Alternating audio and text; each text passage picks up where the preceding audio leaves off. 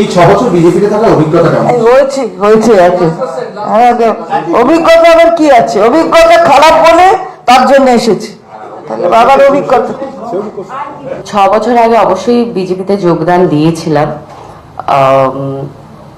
যেটা ভেবেছিলাম তখন হয়তো ঠিক সেইভাবে বিষয়টা এগোয়নি, এবং মানুষ তো ভুল করেই থাকে আমার মনে হয়, সেটা সংশোধন করার সময় এসে গেছে বলে আজকে অল ইন্ডিয়া তৃণমূল কংগ্রেসের একজন সদস্য হয়ে নিজেকে সত্যি ধন্য মনে করছি। এবং চন্দ্রিমাদি, জয়ব্রতদা, থ্যাংক ইউ সো মাচ।